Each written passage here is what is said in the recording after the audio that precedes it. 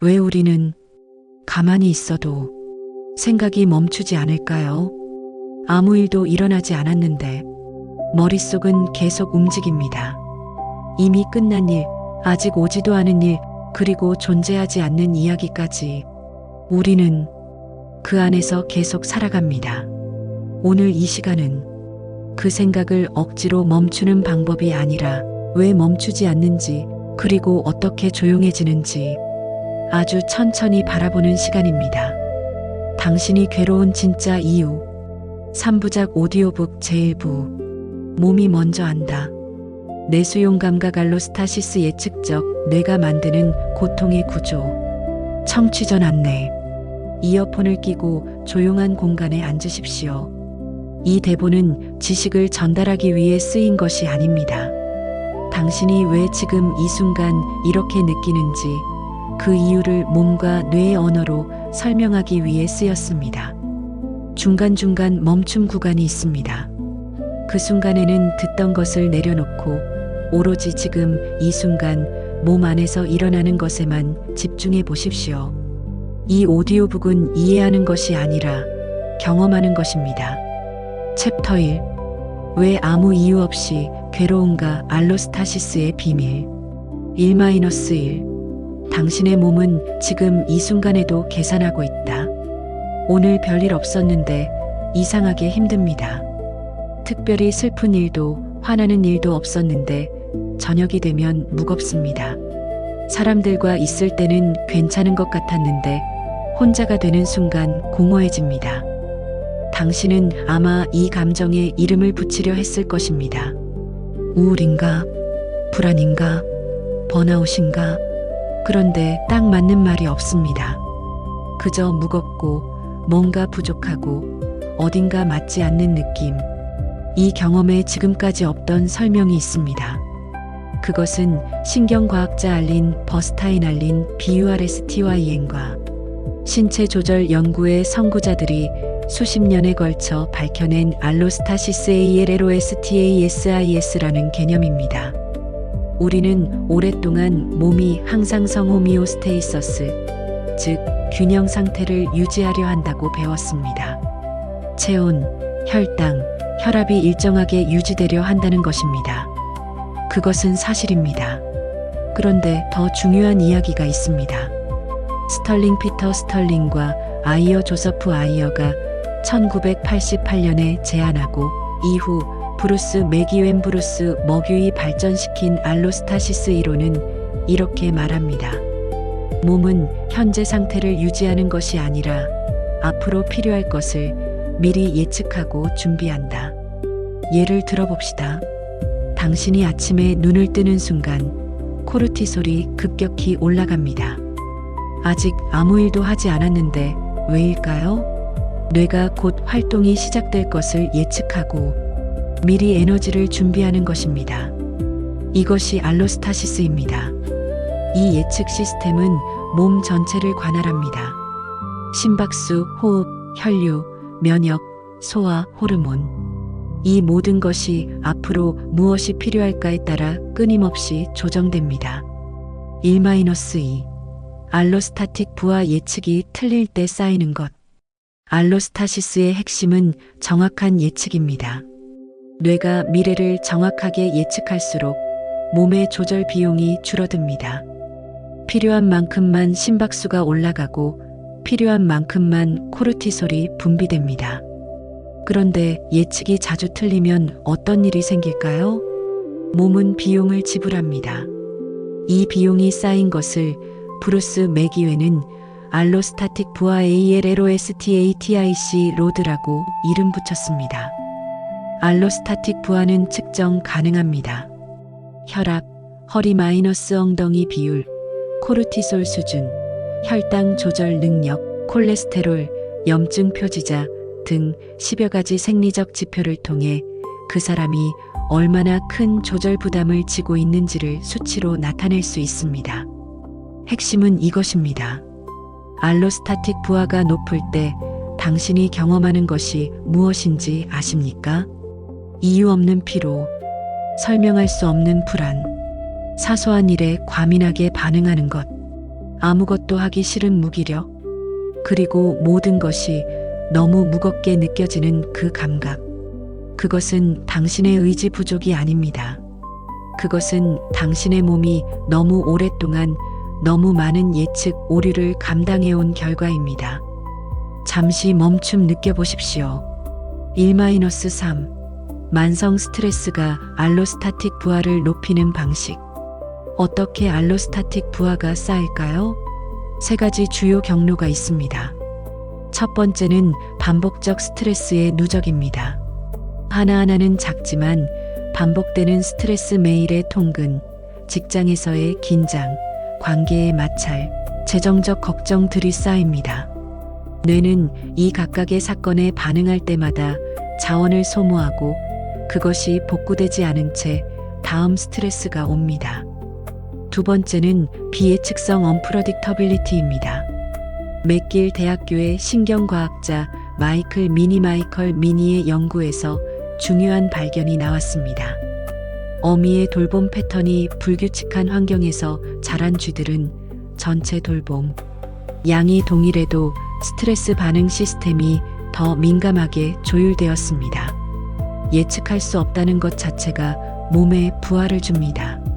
세 번째는 회복 부재입니다. 스트레스 반응이 켜진 후 꺼지지 않는 상태입니다.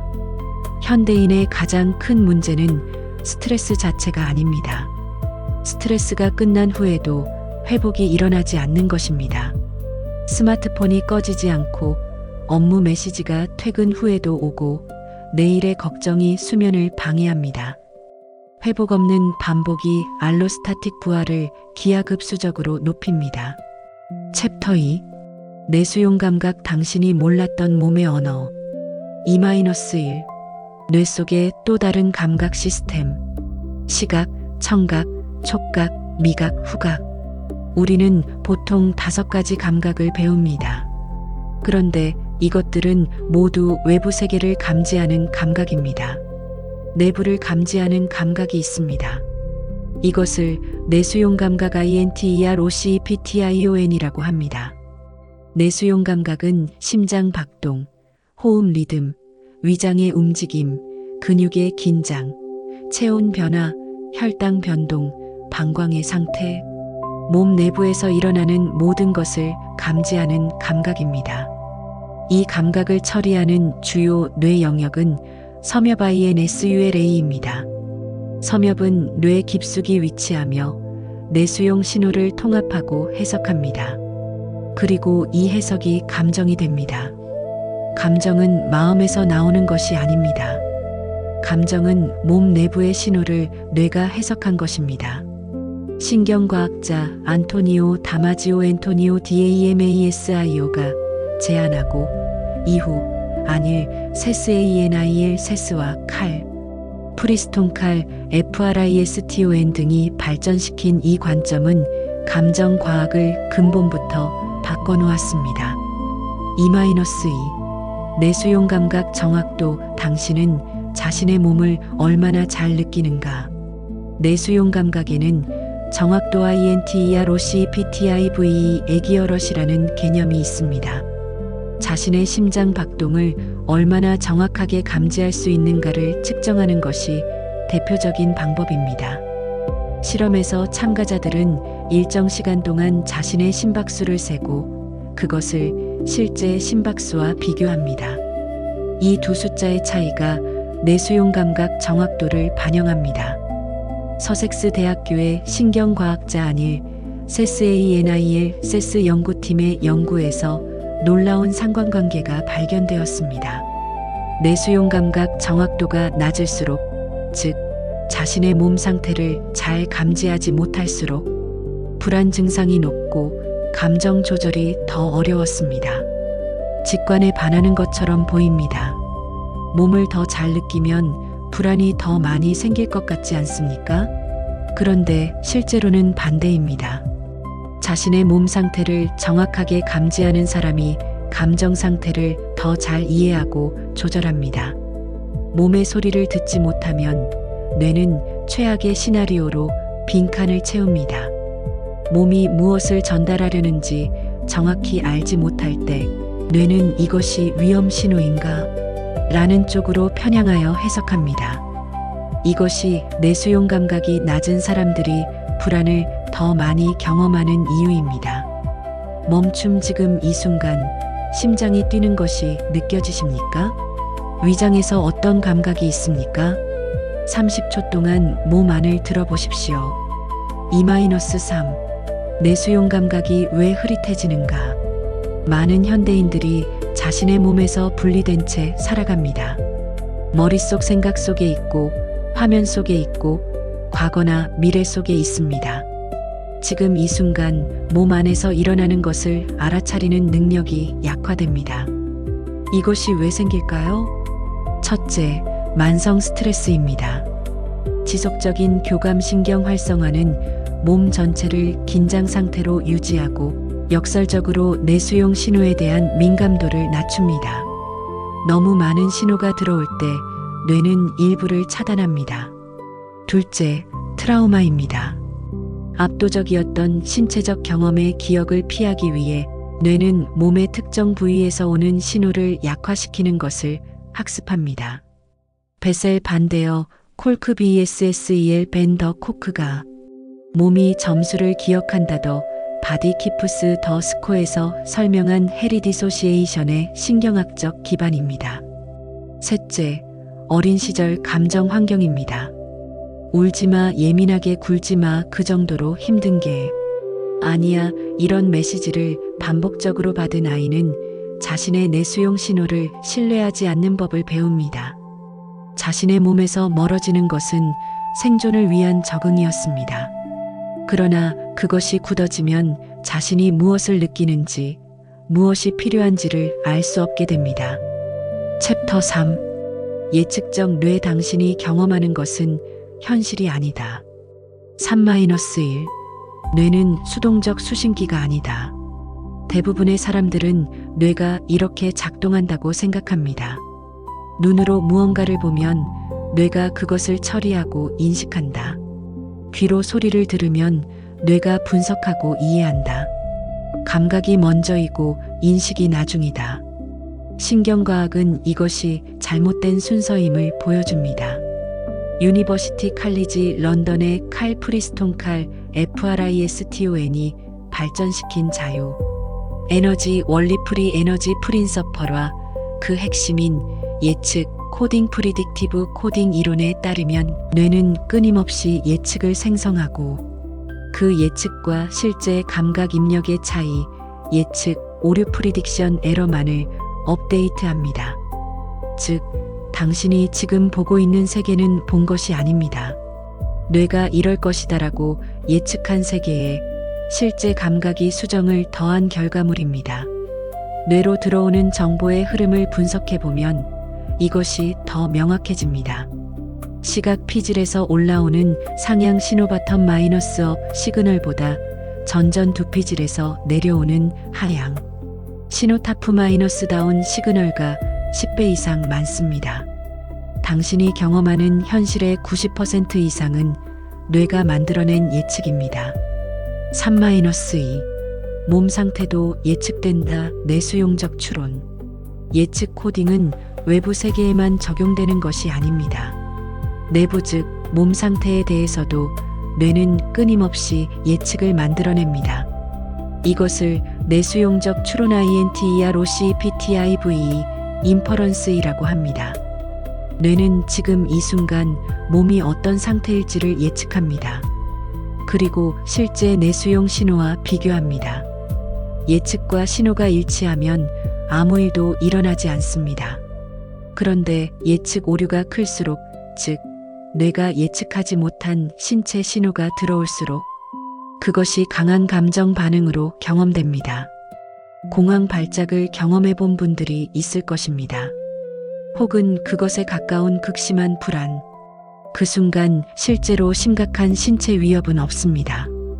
그런데 왜 그렇게 강렬할까요? 뇌가 몸 상태를 잘못 예측하고 그 예측 오류를 심각한 위협으로 해석하기 때문입니다.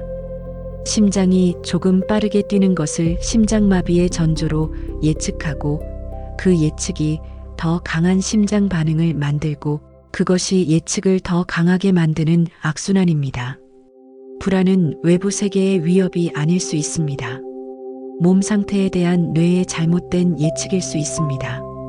멈춤 지금 이 순간 불편한 신체 감각이 있다면 그것을 판단 없이 그냥 관찰해 보십시오.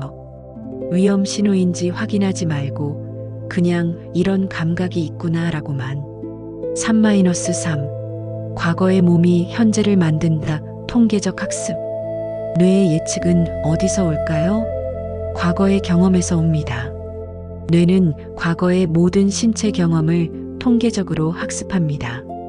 이런 상황에서는 보통 이런 느낌이 온다. 이런 감각은 보통 이런 결과로 이어진다. 이 통계적 패턴이 현재의 예측을 만듭니다. 만약 과거의 특정 상황에서 반복적으로 위험하고 불쾌한 신체 경험을 했다면 그 통계가 뇌에 새겨집니다. 그리고 비슷한 상황이 오면 뇌는 그 과거 통계에 따라 이번에도 나쁠 것이라고 예측합니다. 예를 들어 어린 시절에 권위적 인물 앞에서 반복적으로 긴장하고 위축되는 신체 경험을 했다면 성인이 되어도 권위적인 분위기에서는 같은 신체 반응이 먼저 옵니다. 이유를 모르면서 서울대학교 및 다양한 연구기관의 뇌 발달 연구들은 이 초기 신체 경험이 섬엽, 편도체, 전전두피질의 연결 구조를 형성하는 데 핵심적임을 보여줍니다. 현재의 당신이 느끼는 것은 지금 이 순간만의 것이 아닙니다. 과거의 모든 신체 경험이 현재의 예측에 참여하고 있습니다. 챕터 4. 에너지 예산. 뇌가 감정을 계산하는 방법. 4-1. 뇌의 가장 중요한 임무. 뇌가 하는 일 중 가장 중요한 것은 무엇일까요? 생각? 기억? 언어? 리사 펠드먼 베럿리서 펠드먼 베릿의 최근 저작 뇌는 예측 기계 다세번 언더 해프 레선즈 어바우트 더 BRAIN에서 그녀는 이렇게 말합니다. 뇌의 가장 중요한 임무는 당신의 몸을 살아있게 유지하는 것이다. 그것을 위해 뇌는 신체 예산 바디 버짓을 관리한다. 신체 예산 바디 버짓은 베럿이 알로스타시스를 더 직관적으로 표현한 개념입니다. 뇌는 마치 회계사처럼 에너지의 수입과 지출을 계산합니다. 지금 이 활동에 얼마의 에너지를 써야 하는가? 앞으로 무엇이 필요한가? 지금 아끼면 나중에 쓸 수 있는가? 그리고 이 에너지 계산의 결과가 감정으로 경험됩니다. 당신이 느끼는 감정은 현재 상황에 대한 반응이 아닐 수 있습니다. 뇌의 에너지 예산 상태의 반영일 수 있습니다. 4-2. 불쾌함은 에너지 적자 신호다. 베럿의 이론에서 핵심적인 개념이 정동 어펙트입니다. 정동은 두 가지 차원으로 구성됩니다. 유쾌함 마이너스 불쾌함의 축, 그리고 활성화 마이너스 비활성화의 축. 유쾌함 플레전트은 뇌가 신체 예산이 균형 잡혀 있다고 예측할 때 나타납니다. 불쾌함 언플레전트은 신체 예산이 적자 상태거나 적자가 예측될 때 나타납니다. 즉, 기분이 나쁘다는 것은 뇌가 몸의 에너지 상태가 좋지 않다고 계산하고 있다는 신호입니다. 이것은 실제 신체 적자일 수도 있고, 잠이 부족하거나 배가 고프거나 아픈 경우 예측된 적자일 수도 있습니다. 중요한 발견이 있습니다. 베럿 연구팀의 실험에서 참가자들이 신체적으로 불편한 상태, 허리가 아프거나 배가 고프거나 피곤한 상태일 때 중립적인 얼굴 표정을 더 부정적으로 평가했습니다. 당신이 생각보다 화가 나 있거나 이유 없이 짜증스럽거나 사소한 일에 상처받을 때 그것이 신체 예산 적자 상태의 표현일 수 있습니다. 감정은 종종 상황의 반영이 아니라 몸 상태의 반영입니다. 멈춤. 지금 당신의 신체 예산 상태는 어떻습니까? 잠은 충분합니까? 밥은 먹었습니까? 수분은 충분합니까? 4-3. 신체 예산 관리가 감정 조절의 기초인 이유. 이 이론이 실용적으로 의미하는 바가 있습니다. 많은 사람들이 감정적 어려움을 마음의 문제로만 접근합니다. 생각을 바꾸려 하고 의미를 찾으려 하고 긍정적으로 보려 합니다. 이 모든 것이 가치 있습니다. 그런데 신체 예산이 심각하게 적자인 상태에서는 이런 인지적 전략들이 효과를 내기 어렵습니다. 뇌가 에너지가 부족하다, 생존이 위협받고 있다고 계산하는 상태에서 전전두피질의 인지적 기능은 자동적으로 억제됩니다. 생각할 여유가 없습니다.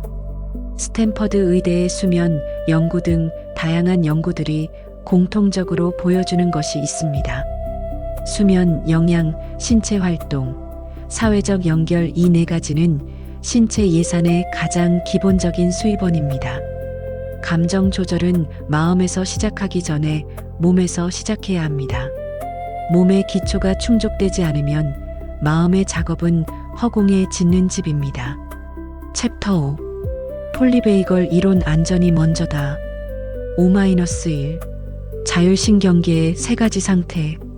정신과 의사 스티븐 포지스 스티번 포지즈는 1994년에 폴리베이걸 이론 POLIVAGAL 시리를 제안했습니다. 이 이론은 자율신경계의 작동 방식을 근본적으로 재해석합니다. 전통적으로 자율신경계는 교감신경계 파이트 -O- 플라이트와 부교감신경계 레스트 -언드 다이제스트의 두 상태로만 설명되었습니다. 포지스는 여기에 세 번째 상태를 더합니다. 가장 오래된 상태는 등측 미주신경도설 VAGAL 상태입니다. 극도의 위협에서 나타나는 동결 프리즈 반응입니다. 모든 것이 멈추고 마비되고 해리됩니다. 움직임도 감정도 없는 것처럼 느껴집니다. 두 번째는 교감신경 심퍼세틱 상태입니다. 투쟁 도피 상태입니다. 에너지가 올라가고 심박수가 증가하고 근육이 준비됩니다. 불안, 분노, 과민함이 이 상태의 감정입니다. 세 번째이자 가장 진화적으로 새로운 것이 복측 미주신경 벤트럴 VAGAL 상태입니다. 안전 상태입니다. 이 상태에서는 사회적 연결, 호기심, 창의성, 진정한 휴식이 가능합니다. 핵심은 이것입니다. 안전 상태가 아니면 사고, 감정 조절, 의미 있는 연결이 불가능합니다. 5-2 신경지각 의식 없이 일어나는 안전평가. 포지스가 제안한 또 하나의 개념이 신경지각의 니유아 로시 PTION입니다. 이것은 우리가 의식하기 전에 신경계가 환경의 안전함과 위험함을 감지하는 과정입니다. 당신이 어떤 공간에 들어갔을 때 논리적으로는 안전한 장소인데 이상하게 긴장되는 경험이 있었을 것입니다. 반대로 처음 만나는 사람인데 왠지 모르게 편안한 경우도 있습니다. 이것이 신경지각입니다. 신경지각은 목소리 톤, 얼굴 표정, 눈 맞춤, 자세, 움직임의 속도, 공간의 냄새와 소리, 수백 가지 미세한 신호들을 의식 이전에 처리합니다. 그리고 그 결과를 몸의 상태 변화로 전달합니다. 어린 시절의 양육자와의 관계에서 반복적으로 특정 신경지각 패턴이 형성됩니다. 사랑하는 사람의 얼굴에서 위험을 감지하도록 학습된 사람은 성인이 되어서도 친밀한 관계에서 자동적으로 위험 상태가 활성화될 수 있습니다. 당신이 안전한 관계에서도 긴장하는 이유, 좋은 사람 앞에서도 방어적이 되는 이유, 그것은 성격이 아닙니다. 신경지각이 과거의 위험 신호에 반응하는 것입니다. 멈춤. 지금 당신의 신경계는 어떤 상태입니까? 안전 상태입니까? 경계 상태입니까? 동결 상태입니까? 5-3 공동조절. 왜 사람이 치유가 되는가? 폴리베이걸 이론의 중요한 함의는 공동조절 레귤레이션의 신경학적 기반입니다. 인간은 타인의 신경계 상태에 직접 영향을 받습니다. 당신이 안정된 상태인 사람과 함께 있을 때 당신의 신경계도 그쪽으로 조율됩니다. 이것은 의식적 선택이 아닙니다. 생물학적 과정입니다. 복측 미주신경 상태는 얼굴 표정, 눈 맞춤, 목소리 톤, 이른바 사회적 참여, 시스템 소셜 엔게이지먼트 시스템을 통해 타인과 공유됩니다. 안전한 사람의 목소리와 표정을 경험하면 우리의 신경계가 안전 신호를 받아 하향 조절됩니다. 이것이 좋은 치료 관계에서 치유가 일어나는 신경학적 기제입니다. 치료자의 안정된 신경계가 내담자의 신경계를 공동 조절합니다. 이것이 단순히 위로받는 것 이상의 의미가 있는 이유입니다. 당신이 안전하게 느끼는 사람 곁에 있고 싶어 하는 것은 약함이 아닙니다. 그것은 신경계의 가장 근본적인 조절 메커니즘입니다. 챕터 6. 도파민의 비밀 보상이 아닌 예측의 신경 전달 물질. 6-1. 도파민에 대한 오해. 도파민은 흔히 쾌락 호르몬으로 알려져 있습니다. 좋은 것을 경험할 때 분비되어 기쁨을 만든다고. 그런데 이것은 매우 부분적인 이해입니다. 1990년대 신경과학자 볼프람 슐츠의 원숭이 실험이 도파민 이해를 근본적으로 바꿔놓았습니다. 초기 실험에서 원숭이에게 주스를 주면 주스를 받는 순간 도파민 뉴런이 발화했습니다. 그런데 반복 학습 후에는 달라졌습니다. 주스가 나올 것이라는 신호, 예를 들어 특정 불빛가 켜질 때 도파민이 발화했습니다. 실제 주스를 받을 때는 도파민 발화가 거의 없었습니다. 더 놀라운 것은 예측된 주스가 오지 않으면 도파민이 평소보다 낮게 떨어진다는 것이었습니다. 예상보다 나쁜 결과에 대한 신호입니다. 도파민은 쾌락을 만드는 것이 아닙니다. 도파민은 예측 오류 프리딕션 에러를 신호합니다. 기대보다 좋은 것이 일어나면 올라가고 기대보다 나쁜 것이 일어나면 내려갑니다. 6-2. 기대와 실망의 신경화학. 도파민의 예측 오류 신호 역할이 심리적 고통과 어떤 관련이 있을까요? 많은 심리적 고통이 기대와 현실의 불일치에서 옵니다. 이것이 단순한 철학적 관찰이 아닙니다. 신경화학적 현실입니다. 높은 기대를 가질수록, 그리고 그 기대가 충족되지 않을 때의 도파민 저하가 클수록 그 실망이 더 고통스럽게 경험됩니다. 만성적으로 도파민 시스템이 불안정한 사람들, 예측이 자주 어긋나는 환경에서 자란 사람들, 보상이 불규칙하게 주어진 환경에서 성장한 사람들, 도파민 시스템 자체가 과민하거나 부족하게 조절됩니다. 이것이 어린 시절의 비예측적인 환경이 성인기의 불안, 우울, 보상 추구 행동 패턴에 영향을 미치는 하나의 경로입니다. 당신이 자주 실망하고 공허함을 느낀다면 그것은 당신이 너무 많은 것을 바라서가 아닐 수 있습니다. 당신의 도파민 시스템이 예측 오류에 더 민감하게 반응하도록 조율되어 있기 때문일 수 있습니다. 6-3. 중독과 도파민 시스템의 하이제킹. 도파민 시스템의 가장 극적인 예가 중독입니다. 중독성 물질이나 행동들은 모두 도파민 시스템을 직접적으로 자극합니다.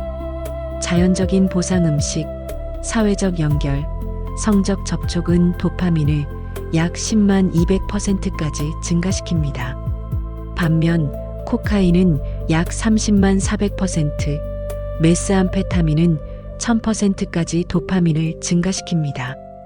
이렇게 강렬한 도파민 급증은 시스템 자체를 재조정합니다. 뇌는 이 비정상적으로 높은 수준에 적응하기 위해 도파민 수용체를 줄입니다. 그 결과 자연적인 보상에서 오는 도파민으로는 더 이상 충분한 자극이 되지 않습니다. 그런데 알코올이나 약물 외에도 소셜미디어, 도박, 폭식, 쇼핑 같은 행동들도 도파민 시스템을 자극합니다. 이것들이 중독성이 있는 신경학적 이유가 있습니다. 중독은 도덕적 실패가 아닙니다. 그것은 고통을 관리하려는 시도가 도파민 시스템을 하이제킹한 것입니다. 챕터 7. 사회적 통증 거부와 배제의 신경학. 7-1. 거부의 물리적 실제.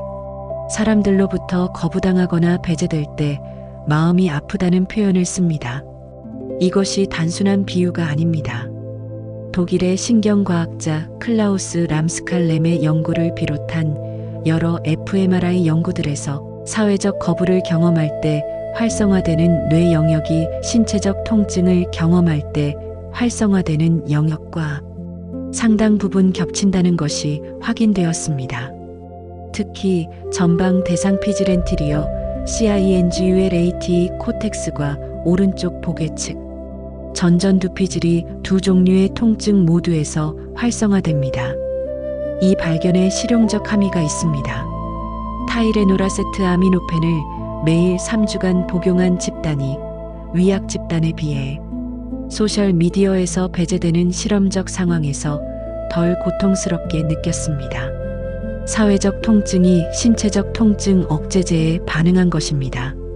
또한 진통제가 사회적 고통을 완화했다는 것은 사회적 통증이 신체적 통증과 동일한 신경기제를 사용한다는 것을 의미합니다. 당신이 거부당했을 때 느끼는 그 고통은 말 그대로 통증입니다.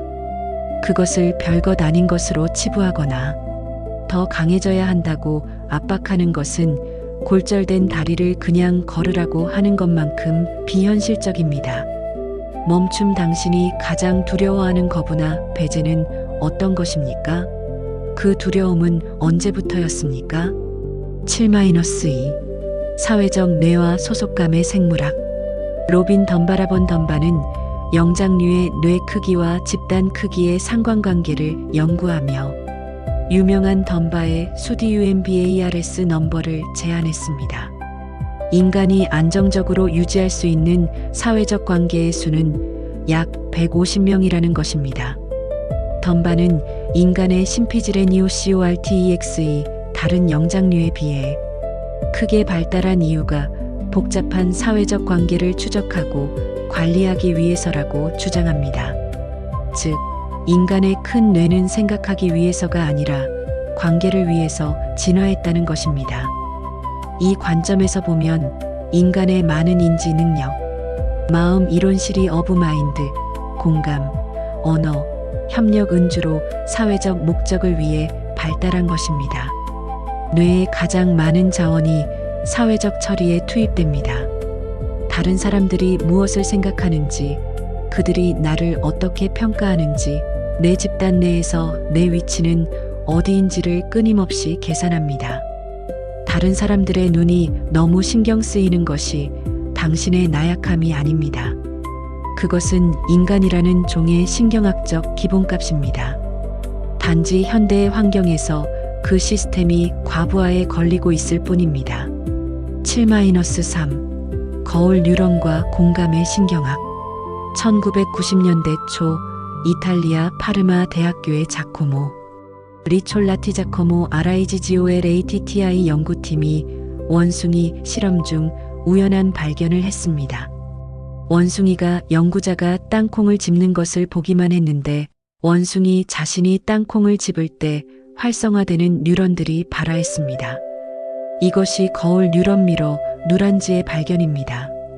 거울 뉴런은 타인의 행동을 관찰할 때 자신이 그 행동을 하는 것처럼 반응합니다. 이것이 인간의 모방 학습, 공감, 타인의 의도 이해에 핵심적인 역할을 할 것이라고 제안되었습니다. 거울 뉴런 시스템이 공감과 관련된 신경 메커니즘이라는 주장은 이후 많은 논쟁과 수정을 거쳤지만 타인의 경험이 우리 자신의 신경계에서 어떤 반향을 만들어낸다는 것, 공명 레저넌스은 다양한 연구들이 지지합니다. 특히 주목할 것은 감정적 공감 시스템이 자신과 타인을 구분하는 데 있어 명확하지 않을 수 있다는 것입니다. 다른 사람이 고통받는 것을 볼 때 우리 자신도 유사한 신경 반응을 경험합니다. 당신이 타인의 고통에 쉽게 영향받는 것은 감수성이 예민한 것이기도 하지만 인간 신경계의 기본 구조이기도 합니다. 당신은 다른 사람의 고통을 문자 그대로 느끼도록 설계되어 있습니다. 챕터 8. 수면과 기억 통합 잠이 당신의 역사를 재편집한다. 8-1. 수면 중 기억 재처리. 수면이 단순한 휴식이 아니라는 것, 제1부에서 다뤘습니다. 이번 챕터에서는 수면이 기억과 감정에 미치는 더 깊은 역할을 살펴봅니다. UC 버클리의 매튜 워커 연구팀의 연구에서 레마리엠. 수면 중에 뇌는 매우 특별한 일을 합니다. 낮 동안 경험한 감정적 기억들을 재처리하면서 그 기억의 감정적 부담은 낮추고 정보적 내용은 유지합니다. 이것이 가능한 이유가 있습니다. 렘 수면 중에는 노르에피네프린 NOREPINEPHRIN이 스트레스와 각성에 관련된 신경 전달 물질의 분비가 거의 완전히 멈춥니다. 그래서 감정적으로 강렬했던 기억이 재활성화될 때 그 각성 없이 처리됩니다. 이 과정에서 기억의 감정적 고리가 느슨해집니다. 워커는 이것을 밤의 치료 오버나이트 세러피라고 표현합니다. 수면은 경험의 치유자입니다. 잠을 자는 것이 감정을 다루는 가장 효율적인 방법 중 하나인 이유가 있습니다. 수면은 당신이 의식하지 않는 동안 기억을 치료합니다. 멈춤 마지막으로 충분히 잠을 자고 일어났을 때 전날 밤 고민하던 것이 아침에 덜 심각하게 느껴진 경험이 있습니까? 8-2. 느린 파형 수면과 기억 통합. 수면에는 두 가지 주요 단계가 있습니다. 렘 수면과 비렘 수면. 비렘 수면 중에서도 느린 파형 수면 슬로 마이너스 웨이브 슬리프의 기억 통합에 핵심적 역할을 합니다. 낮 동안 새로운 경험이 있으면 그것은 일단 해마에 임시 저장됩니다. 느린 파형 수면 중에 해마는 그날 경험한 내용들을 신피질로 전달하고 기존 기억 구조와 통합합니다. 이 과정에서 중요한 일이 일어납니다. 새로운 경험이 기존의 지식과 연결되면서 패턴 추출이 일어납니다. 즉, 개별 사건의 기억보다 그것이 가르쳐주는 일반적인 원칙이나 패턴이 강화됩니다. 이것이 왜 자고 나면 생각이 정리된다는 경험이 생기는지의 신경학적 기반입니다. 수면 중 기억 통합이 일어나면서 개별 사건들이 더 큰 맥락 속에서 자리를 잡습니다. 수면 부족은 이 통합 과정을 방해합니다. 경험들이 맥락 없이 파편으로 남을 때 그것들이 더 쉽게 침투적 기억 인트루시브 메모리 됩니다. 8-3. 악몽과 트라우마 기억. 악몽은 단순한 불쾌한 꿈이 아닙니다. 신경학적으로 그것은 수면 중 기억 처리 시스템이 압도되는 상태입니다. 트라우마 후 스트레스 장애 PTSD에서 악몽이 반복되는 현상이 있습니다. 신경학적으로 이것은 트라우마 기억이 정상적인 기억 통합 과정에 제대로 통합되지 못하고 수면 중에도 반복적으로 재활성화되는 것입니다. 아리조나 대학교의 로스알드 카르스칼들라절린드 카트라이트의 연구에서 이혼 후 우울을 경험하는 사람들을 추적했습니다. 이혼과 관련된 꿈을 더 많이 꾸는 사람들, 즉 수면 중에도 그 경험을 반복 처리하는 사람들. 이 1년 후 우울에서 더 잘 회복된 것으로 나타났습니다. 즉, 악몽이나 강렬한 꿈이 반드시 나쁜 것이 아닙니다. 그것은 뇌가 어려운 경험을 처리하려고 시도하는 것일 수 있습니다. 수면은 치유의 과정입니다. 잠을 잘 자는 것은 사치가 아닙니다. 그것은 기억과 감정의 치유를 위한 가장 기본적인 조건입니다. 챕터 9. 정체성의 가소성. 나는 변할 수 있는가? 9-1. 성격은 변하는가? 빅5와 가소성. 성격은 고정된 것일까요? 오랫동안 심리학은 성격 특성이 성인기에는 거의 변하지 않는다고 봤습니다. 그런데 최근 대규모 종단 연구들이 다른 그림을 보여줍니다. 빅5 성격 모델 개방성, 성실성, 외향성, 친화성, 신경증을 사용한 수십 년에 걸친 추적 연구에서 성격 특성이 성인기를 통해 의미 있게 변화함이 나타납니다.